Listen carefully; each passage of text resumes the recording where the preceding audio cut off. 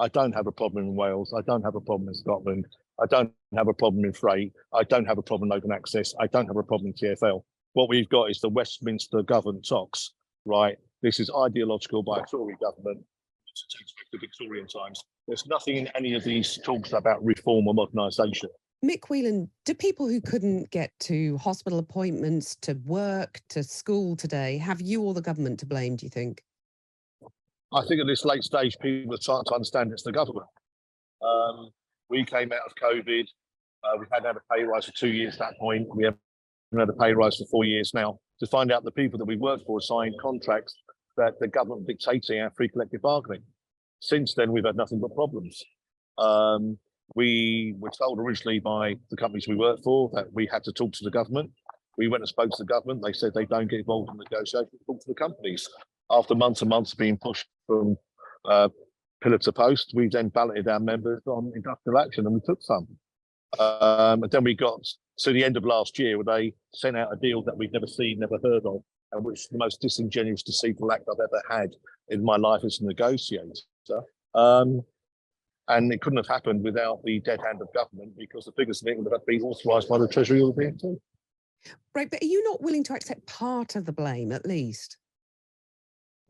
Well, I don't know what we can be blamed for. So we didn't seek a pay rise during COVID.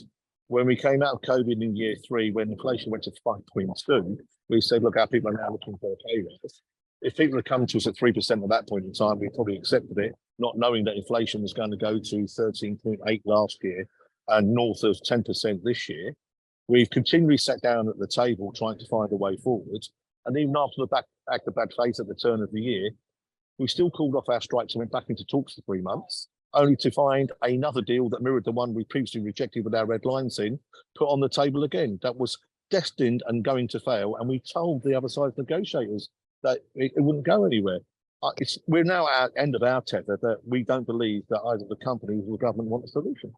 But a lot of the travelling public are at the end of their tether too. And I'm sure a lot of people have a lot of sympathy with you in the cost of living, but they also want to get to work and to get to hospital, to get to school. So will you commit to sitting down with the ministers without preconditions if they offer those talks now? Look, I'm happy to talk to anybody. We need a resolution. But these Without ministers, preconditions? well, the preconditions are that our red lines remain our red lines. Their preconditions are that we've got to rip up all of our agreements for a less than RPI pay rise, which will never be voted in by the people who've got to work to those conditions. So we're as far from a deal as ever then? We're further. I haven't seen a minister since January the 6th. Nobody's come near us. These people are meant to be facilitating the talks, taking some ownership and engagement of it, have not had one discussion with me or my negotiating team since that dead deal at the turn of the year. Yet But we went back into talks in good faith. Mm-hmm. But they say that's because you impose preconditions on the talks, so they can't even get you in the room. Well, they're lying. I'll say that to you, and they can take me to court now. Anyone who said that we impose preconditions, they can't get us into the room. Where have we been for the last 3 months? Right? We sat down and we have agreed parameters that we agreed with the industry, right? Because there is no locus for us to talk to the people we're talking to. We work for 16 different private companies. We don't work for the government or the DfT or the Treasury. We work for Abilio and First Group and all those wonderful people they introduced to my industry under privatisation. We've got free collective bargaining with them, and we cannot talk to our people because of the contracts they signed with the government.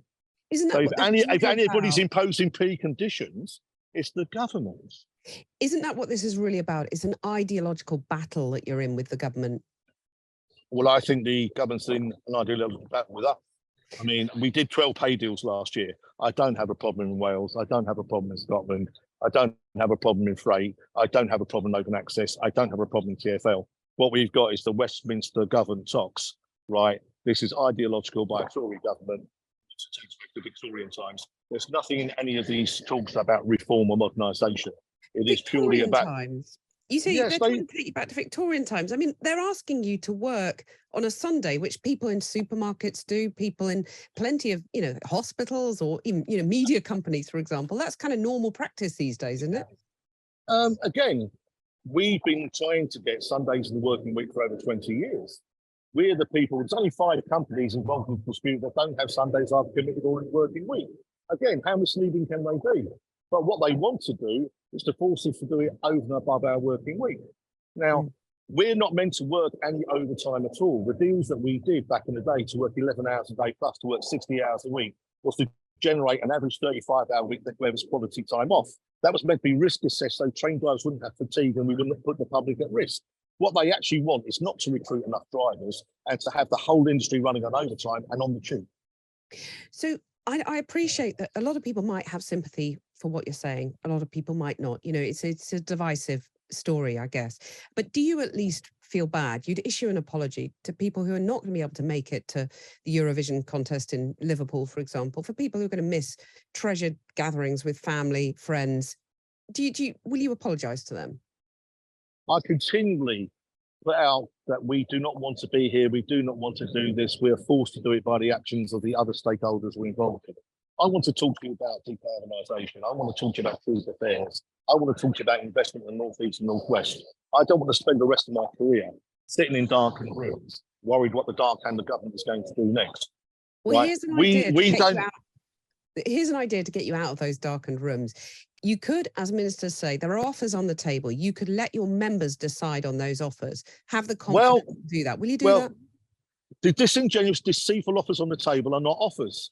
We've spent 3 months going through those papers saying there are things in there that we cannot recommend. We explained to the minister ad nauseam and to the other side, right, that we are not allowed by our members to put out deals that we cannot recommend. Well, but so let we tell members decide, though. Let members make their my own members have decisions. to look. I was with 100 of my members last night. I've been on 3 picket lines this morning, and I'll be in Liverpool this afternoon. My members are resolute. My members, by the branch resolutions they're sending us on a daily basis in relation to the deal that's been put out there, are telling us they don't want it. We know the view of our members. But this if you're idea, confident of the view of your members, put the deal to them and let them decide, and the figures would speak for themselves then, wouldn't they?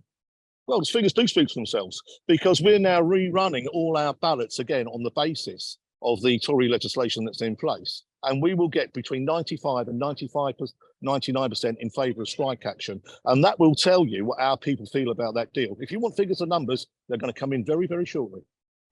Well, RMT accepted Network Rail's pay offer. The government has also struck a deal with the health unions. Do you think you're a special case? We're not a special case, we're just a case. But people keep waving the Network Rail deal. We have no members in Network Rail. It's not comparable. So, and you know, if the nurses chose to accept the terms and conditions that went with it, basically the first deal that they put out there that we've never seen, the deceitful people, right, ripped up all our national conditions, all our local conditions, and forbade us from negotiating as a trade union with the industry in the future. In what world would we ever sign up to that? This deal they put out recently is virtually a mirror of that deal that we've already rejected. So we don't need to put it out there. We've been around our members, we know their feelings, we know their views, and they're telling us we're taking the right action. Just ask you about one other story that's in the news this week, and that's the effective nationalisation of TransPennine Express.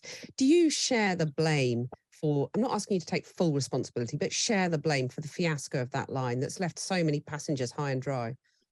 No, we do not take any blame for the bad actors and the deceitful people that break our agreements on a daily basis that cause all the pain to the people in that area and time. You go and ask the government about December the 21st. Go and ask who told TPE to cut the rate for overtime working, so overtime working no longer went on.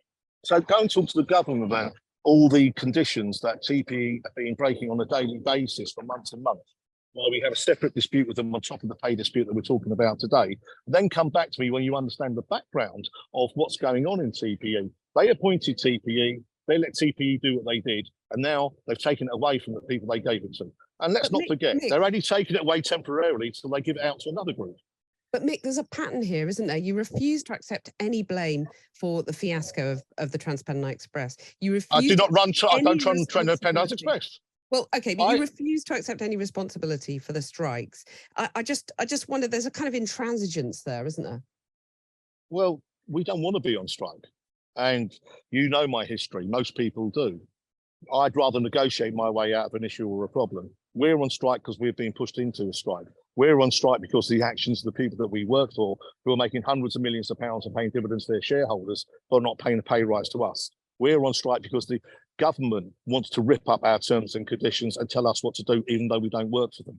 we're on strike because of other people's actions. We are reactive.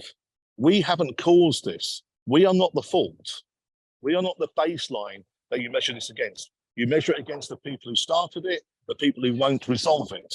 We are the people that went back in good faith, despite how badly we've been treated over the last 14 months, and tried to find a solution and put down a way forward, right, that would have got us out of this dispute. And at the last knockings again, they sent a deal that we told them would not be unacceptable, and they did it deliberately. Now, if you think it's our fault that they behaved disgracefully and we've got to take share of the blame for how they behaved, I don't understand how that works. Mick Whelan, thank you very much. Thank you.